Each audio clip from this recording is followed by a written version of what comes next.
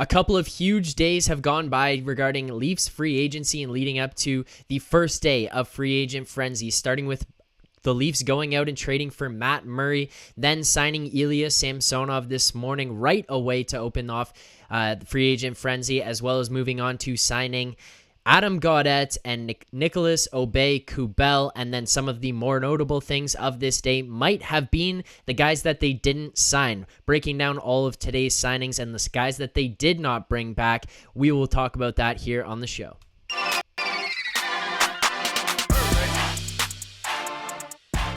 What's up, Leafs fans, and welcome back to Leafs Digest. It's been an interesting, exciting couple of days for the Toronto Maple Leafs and the NHL in general as free agent frenzy started today. And I mean, as it's well known, the free agent talks, they don't start right at 12:30, right as it's allowed to start today. Those things have been going on for a while. How else does Jack Campbell have a 5-year, $5 million per deal structured out within the first couple of hours? There's no way. Edmonton and their GM have been in the ear of Jack Campbell's agent heading into this one. But Goody, let's start right away. The Leafs trade for Matt Murray. They acquire his 75% of his contract for 2 more years, $4.687 million per. We also get a 3rd round selection and a 7th round selection, and we traded future considerations. First things first, what do you make of this trade?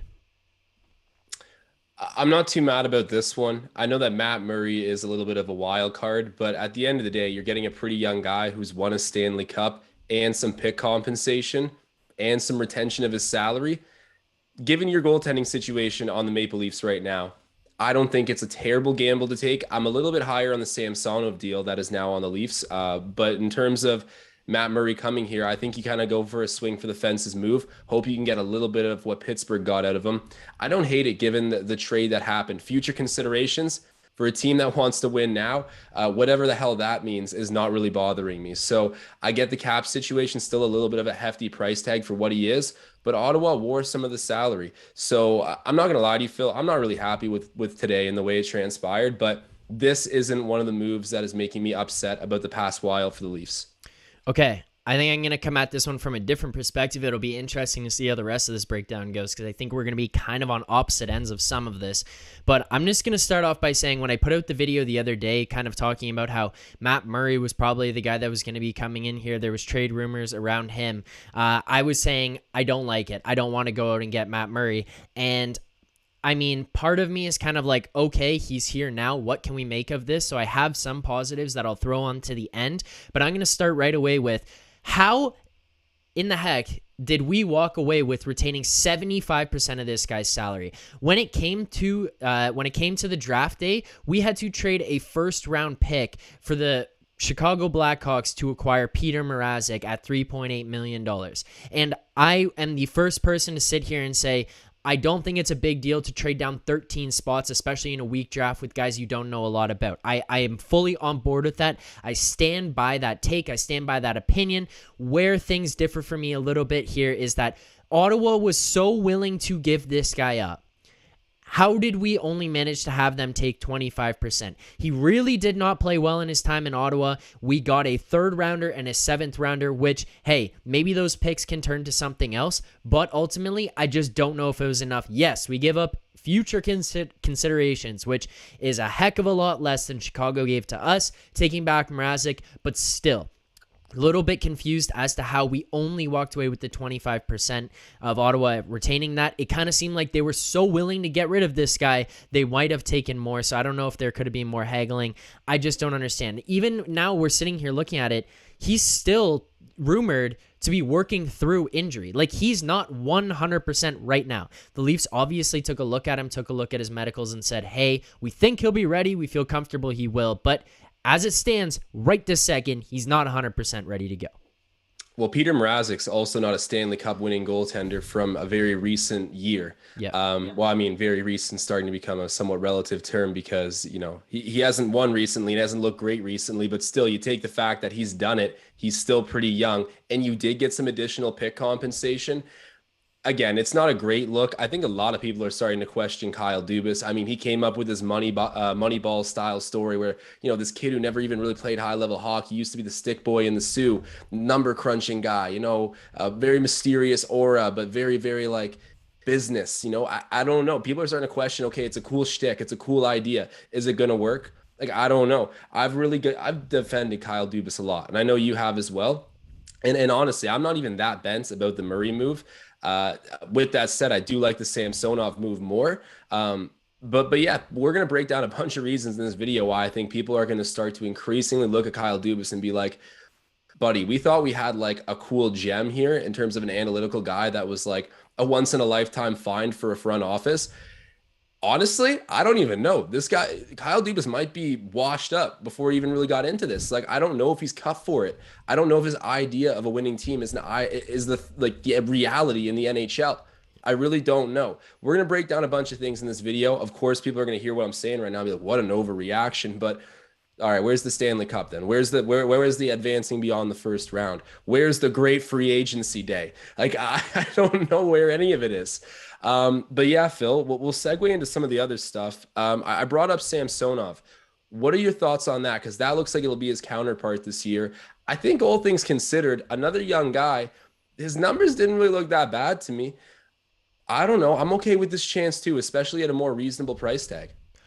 So just before we transition to Samsonov, I just wanted to finish off some of the things that if you're a Leafs fan and you're looking at this Murray deal, a couple things regarding his time in Ottawa, at least. You mentioned it prior to getting to Ottawa, two-time Stanley Cup champion. Fair enough. And then the other part of this is it's being reported that when he got to Ottawa, his dad passed away. He was dealing with a lot of stuff there. And then apparently, according to reports, the Ottawa organization wasn't as accommodating in helping him deal with that situation, which took a toll on him mentally. And then he had trouble with the health stuff in terms of getting injured, getting sick, and not really having a normal lifestyle while he was out there in Ottawa. So maybe that stuff plays a factor. Maybe this organization, the general manager, the assistant GMs that are in there now see something differently in this guy. They see something positive out of him, and that's why they took this chance. So redeeming kind of where I came from, where I'm still not necessarily a fan of this Murray trade at the price that it was in terms of only getting that Ottawa to retain 25. There is some of those things to consider moving forward. So if you're a Leafs fan looking at this one, fair enough. But as you had mentioned with Samsonov here, I think this is a fine signing. There's obviously a reason Washington walked away from him. That being said, you do have to understand that their qualifying offer to him would have had to be in the ballpark of minimum $3 million AAV. They were not willing to soak that. And no team around the NHL was really going to look at Samsonov and say, that guy is going to take $3 million per year out of my salary, and I will be happy with that. That is one reason why Washington was willing to walk away. Not necessarily because they were just like, hey, we don't want this guy, but we don't want him at $3 million. He goes and tests the market. Hey, this team wants you. They're going to pay you 1.8. Done. This is a testing opportunity. 1 year, $1.8 million. And the other thing that I look at here, Goody, when I'm looking at this, he's 25 years old. He's a former first-round pick by Washington back in 2015. He was 22nd overall. He had a couple seasons above 900 save percentage with Washington there. He was a pretty good goaltender. He just wasn't the guy who was going to get them over the hump. I don't think Toronto's looking at him here. You're the number one guy coming in here. I think they are looking at Murray as being the one guy, and they're thinking Samsonov can come in as two. The other thing I'm going to say here, just to finish this off, in terms of the goaltending situation, Samsonov, his contract plus Matt Murray's is approximately $2 million AAV less than what it would have been to retain Jack Campbell at $5 million per, and if you were to have kept Peter Mrazek at 3.8. So you save almost $2 million changing these two goaltenders out. What if you take Peter Mrazek out of the equation, though? Like, he's already dealt. You still had an opportunity to get Jack Campbell for about $1.5 million more AAV than you're giving currently or it was only $1 million more actually than we're giving to Murray, I think, because he was wanting 5.5 and Murray's at 4.5. Do you think that we're in a better situation now with this duo than we would have been bringing back Jack Campbell? It's hard to say. Here's the other thing to remember here. Jack Campbell's over 30 years old. Matt Murray's 28. Matt Murray's contract is 2 years, and Jack Campbell's contract is 5. Yeah, okay, good point. The term on that is a little scary. right? I think that that's one thing where they're looking at this going, 2 years from now, this Jack Campbell deal could have paid off. Perfect. He did great for 2 years. The 3 remaining, who knows? This guy has had injury trouble. He's been spent time as a starter for essentially 1.5 seasons. Who knows if he can sustain it for the next 5 years? And I think that that is a big factor where you look at and you go, okay, you know what? I'd rather take the guy at 2 years at this contract than the guy at 5 years, where you're going to be locked into that. So it's like one of those ones where it's a gamble. You're gambling on a guy who's won 2 cups, and you're gambling on a guy for three less years. So I kind of look at that, I'm like, okay, I don't know if it's that bad. Yeah, I think at a little less term, like even 3 years, I think I would have preferred a Jack Campbell situation. But when you consider how long he's getting paid for, that is sort of a deal breaker. So I'm okay with how we handled the goaltending situation. I mean, we knew from the start it wasn't going to be ideal, or if it was going to be ideal, it was going to need to be something blockbuster trade-esque. I'm all right with it. I'm not too mad about this. But with that said, there's some other things that I'm pretty pissed about today, and just about the overall overlook for the Leafs and the current division they're in. Let's hear Look, it. man, I'm really used to looking at Boston. I'm used to looking at Montreal. I'm used to looking at Tampa Bay and saying, this is going to be a little bit of a race in the East and in our division in particular. I'm used to being like, a little scared in that sense. Not anymore, man. The script is flipping. I think Tampa is still going to be very good and competitive, even though they're getting older. They're not going to go away. However, Ottawa, and is man, I can't believe I'm saying this. Ottawa and Buffalo look like on paper, they're already looking a bit better than us. I know that's a hot take, flaming hot take.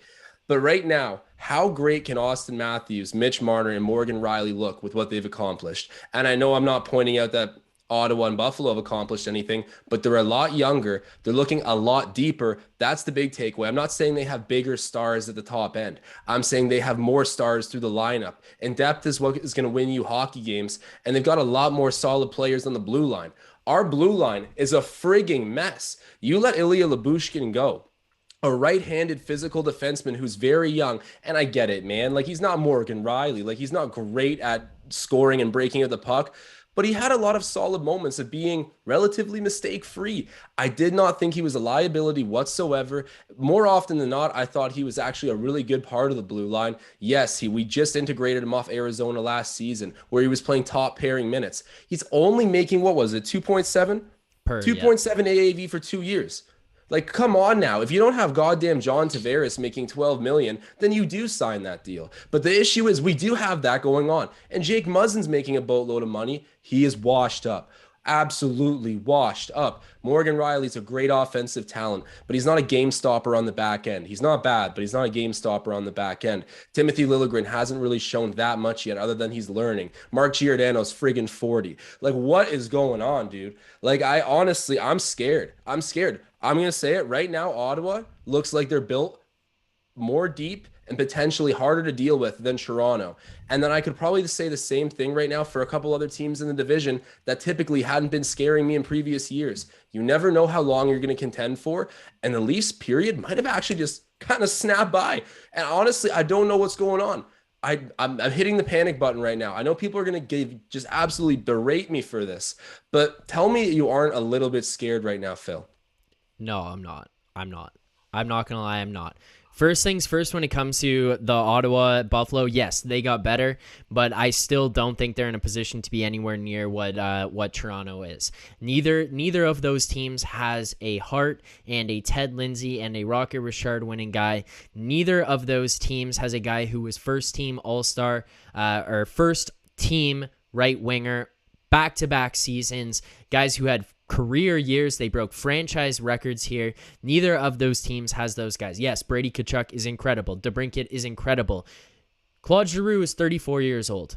You're talking about teams getting older or teams getting younger. I completely understand. He is a great talent, but He is 34 years old. He is not the player that he was before. There was reasons that Philadelphia was kind of ready to move on from him. Florida obviously was not in a position to say, hey, like, we're going to want to work this out. They got to a point where it was like, nope, that's it. That's done here. He did want to move back northeast a little bit, but I just looking at these teams, yes, they made big strides. When it comes to Ottawa specifically, I think they got a lot better. I don't think they're in a position to necessarily jump past Toronto, but from that standpoint, I can see where you're like, hey, they're creeping up. That's a team to watch out for. So I don't discredit your opinion there. I think they're hot on their tails, but I don't necessarily think they've jumped past. And even just looking flat out on paper, I'm still going to take the Leafs over Ottawa on paper any day.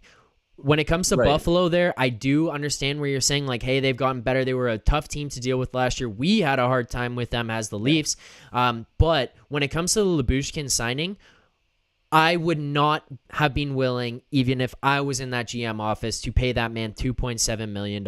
I don't care if we were paying John Tavares $5 million or $11 million. I would not have paid Lyubushkin $2.7 per. And the part of the reason I'm going to come at this is because you do have young guys that are trying to come up here, and you are in a position right now where you're probably, actually more than likely, going to have to move on from one or two of the defensemen who are here right now. I looked at Lyubushkin. Yes, he was a good player in terms of the physicality and stuff, but I don't think he was in a good position to be here for 2.7 for what he brought. He doesn't have the offensive ability. He scored like 2 goals in his career, the time that he's been here in the NHL. And I looked at, you're right, he didn't make a lot of mistakes, but when he did make some of those mistakes, they were glaring. There was some really big mistakes, and sometimes he would get caught out of play, and I looked at it and like, yes, I would have liked to have him back, but I would not have paid him more than $2 million myself, so staying away from the 2.7, I'm fine with. That's one where I'm like, hey, you know what? Walk away, get your bag, I get it. But do you still agree he's a guy that, obviously we can't deny he was a top pairing defenseman. It was in the friggin' desert in Arizona. So like, I'm not saying that means a whole lot, but he's used to hauling a big load in the NHL. When he came to the Leafs, he looked amazing out of the gate. Of course, like he lagged back a little bit, humbled himself. He wasn't amazing, but still 2.7 for 2 years. First of all, it's not like a ridiculous payday, and it's still a pretty tradable contract. I just look at it from the standpoint of we don't have a lot of great defensemen where we can be like, you know what, we can afford to let a decent young guy go. Like, I really don't think we do. And then because think about even TJ Brody. Like, I do like TJ Brody. I think he's really solid, but TJ Brody's best nights are when he goes invisible. Like, we still don't have a game stopper defenseman who kind of steals the show. I guess Morgan Rielly offensively, I guess I'll take back my comment a little bit. I'll walk it back because Morgan Rielly does do that offensively. But on the back end, someone who's dominant, someone who's just picking off pucks left, right, and center, breaking it out on his own, being able to play both ends extremely effectively, that does not exist, and there is nobody capable of channeling that. Yeah, but Lyubushkin's not that guy, though, right? Like, he's still not that guy. I know he's not that guy. But what I'm saying is we don't have a bunch of defense. He's not that guy, pal. But what I'm trying to say is it's not like we got a full stud blue line where it's like, we can afford to let a pretty good defenseman who's right-handed and physical go because like we got other dudes who can pick up that weight. We don't. We literally don't. Like Lyubushkin. But I think we have guys who can pick up the weight of where he's at. Like, look at how physical Liljegren played when he was in there at the end. Look how much he stepped up. He's got so much more offensive upside. He's significantly younger, and he hasn't got the opportunity. You can throw him in there. We signed him for less than half of what almost half of what Lyubushkin just signed for per year. And that makes sense though, because Lyubushkin's a top pairing defenseman or a guy who can at least play in the top. I don't think he is a top pairing over the course of an 82 I'm just saying he has season. Enough resume to say like at least like I can hang. You know what I mean? Versus Liljegren, who was his first stint in the NHL last season. So it's like not that surprising to me. Okay, fair enough. But then here's the other thing: if you go and you re-sign that guy, Rasmus Sandin, in order for us to sign him and bring him back, at minimum, one defenseman has to go. Minimum, one defenseman already has to go for this guy to sign back and come here and have a spot in this lineup. If we sign Lyubushkin, you're looking at you have to move 2, which ultimately it's not that hard. you and I are both going to look at the exact same two guys and say, haha, you're gone. But it's not as easy as just getting rid of them. You need a willing trade partner. Are you going to have to trade Jake Muzzin and eat 25, 30, 45% of his salary to get rid of him? Are you going to have to give up compensation to get someone else to eat that contract? Are you going to have to get rid of a guy for absolute beans if you're going to try to trade both of them? It's a very likely scenario that happens. So it's like, okay, we have to get one guy in here. You'd much rather Rasmus Sandin than either Justin Hall or Jake Muzzin, the two guys that I'm referring to. But you do have to look at the flip side and understand it from the other perspective. Like, hey, you can't just like flip them away and tell them to go to Robidas Island. Like, there's some more you got to work with. I'm of the opinion Justin Hall is not a Toronto Maple Leaf next season.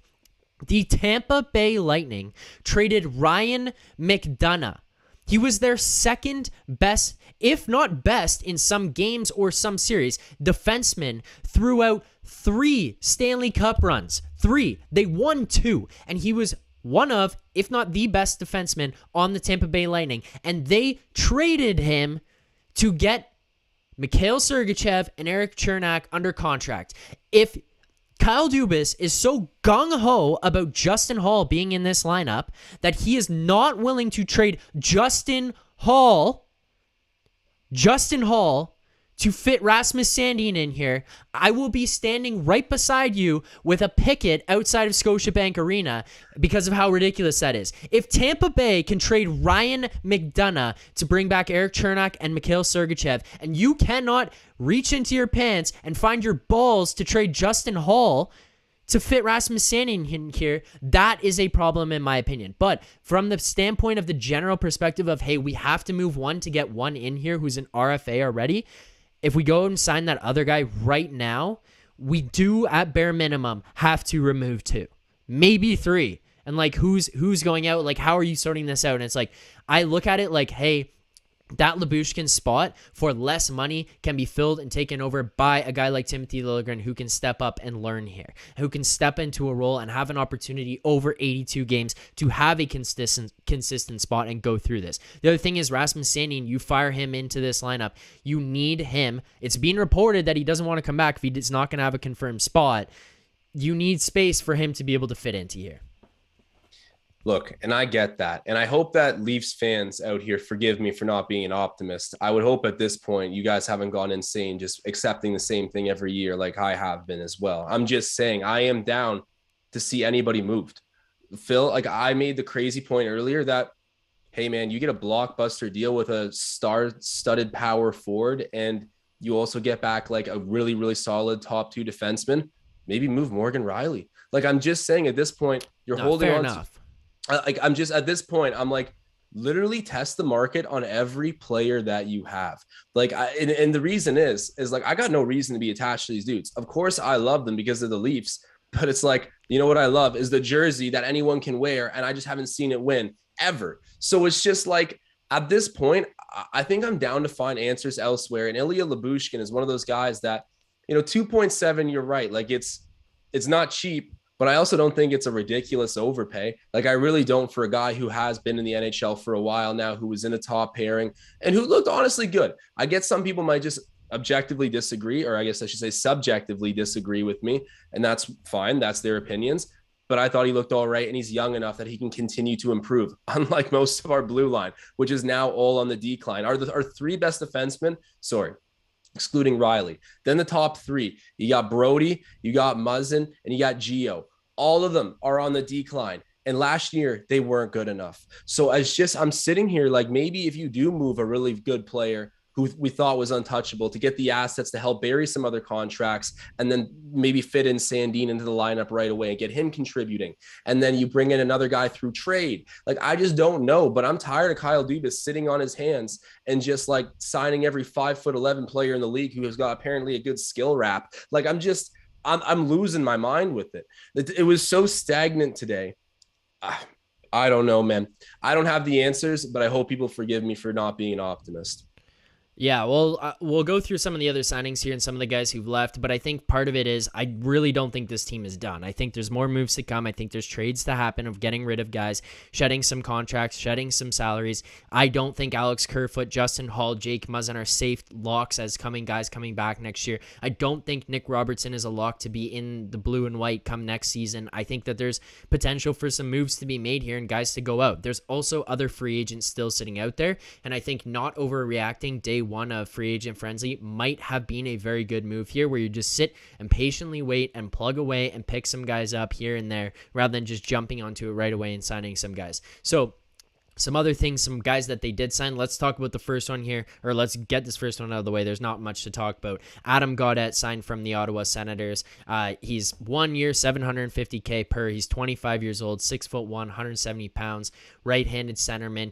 50 games played last season, 4 goals, 8 assists, 12 points. He's played for Vancouver, Chicago, Ottawa. Never really puts up many points, but in the World Championships this season, 10 games played, 6 goals, 2 assists, 8 points. I'm just going to put this out there. We don't really even have to talk about it. I'm 99.9% certain he will not be playing with the big club in any sort of main capacity next season. He will be on the Toronto Marlies. I think he's just a depth piece. They go and sign the guy, bring him in here. Going on to the next one here, Nicolas Aube-Kubel, 26 years old, 1 year, $1 million. He played for the Colorado Avalanche last year. In fact, he was the guy who dropped the Stanley Cup in the Stanley Cup photo. When you saw that video when he's skating, drop the cup, dent the cup, that was Nicolas Aube-Kubel, 5'11", 187 pounds, right winger, centerman. He's right-handed, from Canada. He's from Quebec, but born in Alberta. 67 games played last year, 11 goals, 11 assists, 22 points. He played 14 games in the playoffs, had 0 points. I think this is just like a depth guy. I straight up look at him like this is a guy that's replacing maybe Colin Blackwell. Yeah, like, that's what I would have thought too. I just think he slots in fourth line. Maybe he plays, maybe he doesn't, but he's on the team. You've got the depth. 1 year, $1 million. I will take that all day. All right, goody. Some guys who left, let's get some reaction to those and the guys they didn't sign back. We talked about Lyubushkin, so we can move on there. First one, if you got anything to say, feel free. If not, we'll just skim through these. Andre Kasha, Carolina, 1 year, $1.5 million AAV. Bro should retire. I don't blame the Leafs for moving on. I think he should move on with his life for his own health. But yeah, no, I don't blame the Leafs at all. Kosh is a really good player. Like, I'm not trying to, take a personal jab at him as a pro. Like, he's awesome. I really wish he was healthy for longer for the Leafs. He maybe could have made a difference. Yeah. But for his own health, I think he's a gamble for anyone, and I think he should consider stepping away from the game. Yeah, and I think that this is one of those ones where it's like, hey, if we've got that money, we're not going to spend it on a guy we don't really know when we already have our own internal gambles. Next, Colin Blackwell, Chicago, 2 years, 1.2 per. Like, Blackwell's my guy, and I'm kind of in a mood where I'm just sounding off, but I'll try to like inject some reason into this. Like, I don't like the fact that we let him go. Obviously, bringing in Aube-Kubel like helps out a little bit. Did I get the pronunciation right there? I feel like I did. Okay. Yeah. Well, I mean, he sounds like pretty much a Blackwell prototype. Clearly got some championship DNA coming over from Colorado. Like, those are useful things, and he's a little cheaper than what Blackwell signed for.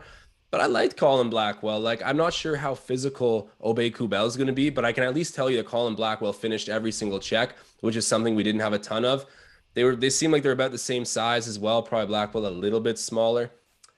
I don't know. I'm a little bit neutral here, but I wish we had found a way to keep Colin Blackwell around, but I won't, kill Kyle Dubas over this. I just feel like it would have been desirable, at least from my perspective. Yeah, I'm not really upset about this one. It's just like, I get it. I understand. He didn't really do much. It's a depth guy. Maybe you're looking at another guy, a guy who's 26 as opposed to like 30 years old, and you're like, hey, well, we'll give him a shot at 1 million. You save 200,000. Like, whatever. I don't mind the signing at all.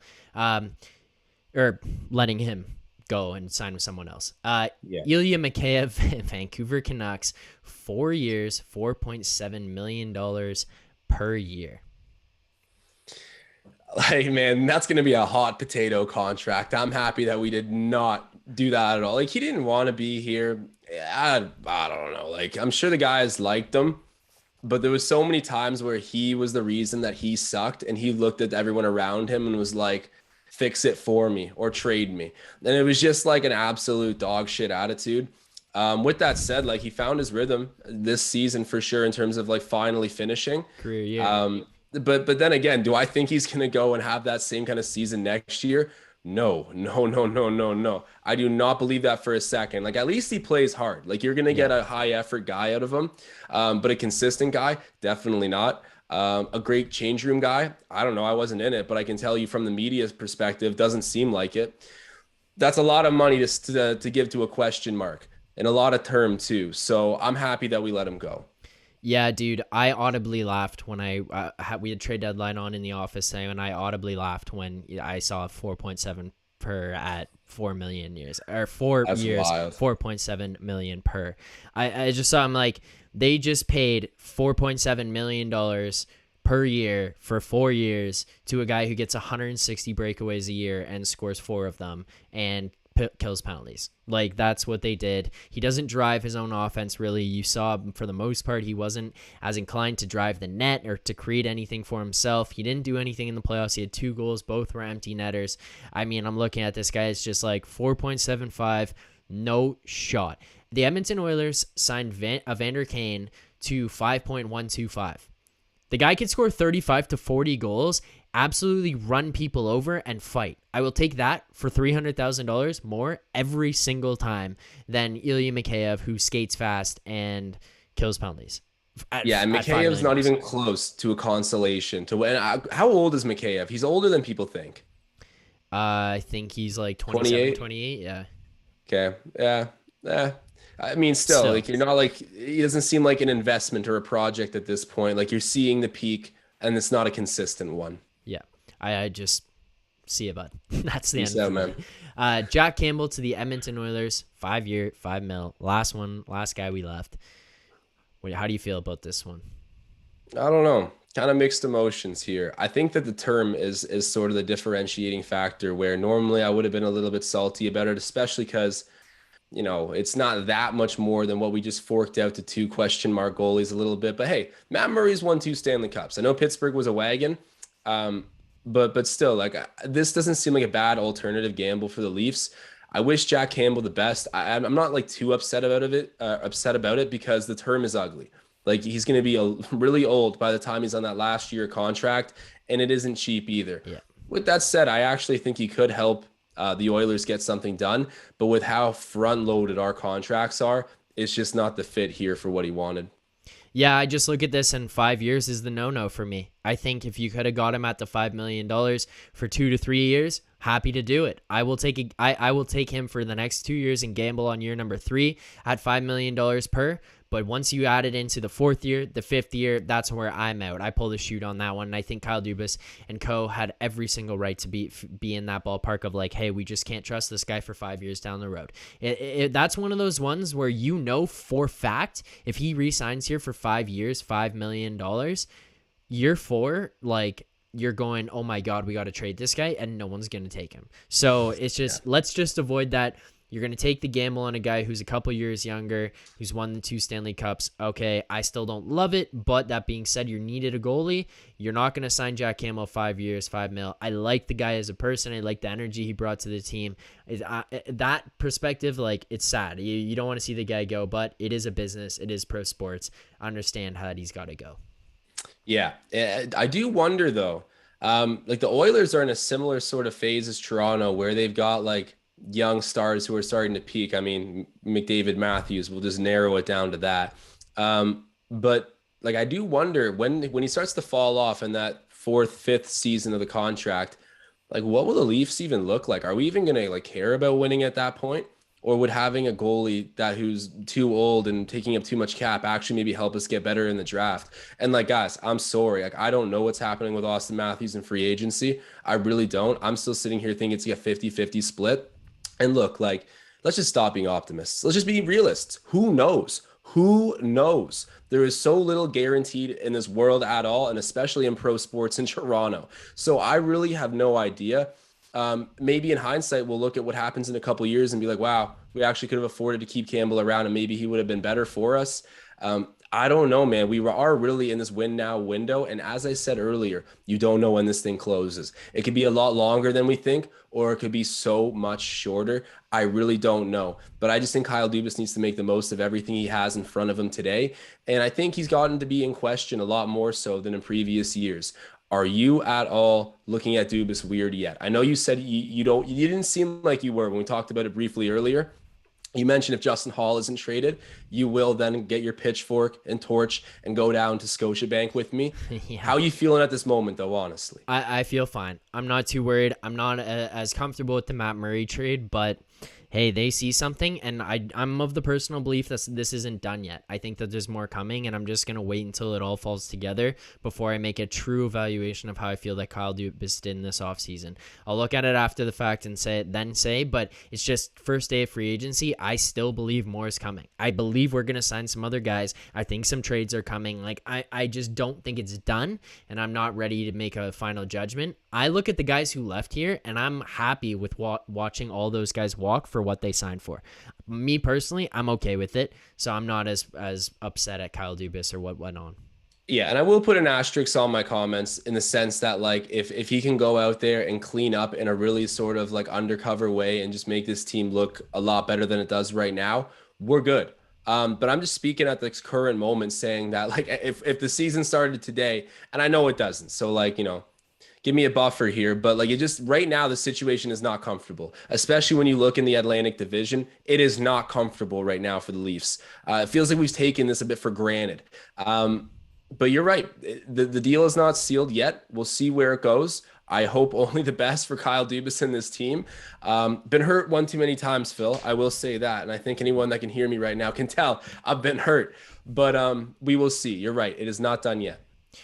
All right, well, if you guys were looking at the free agent board today and you're saying to yourselves, wow, I think that team is going to win next year, maybe you want to put your money where your mouth is and throw down a bet on a team to win the Stanley Cup, or overs on team totals, team total wins, points, projected points, or players to win awards. If you're really excited and you're saying, oh my God, Alex DeBrincat playing alongside Claude Giroux, he's going to win the Hart next year. You want to place a bet on that. You got to make sure that you're shopping for the best lines available, and the best way to do so is through the betstamp app. You use the betstamp app. It takes odds from all different sports books, compiles them into one, and you can find always the best odds across every single sports book. Some of these NHL bets, they might not be up there right now, but if you're going to place them, you're going to place them on other sports books.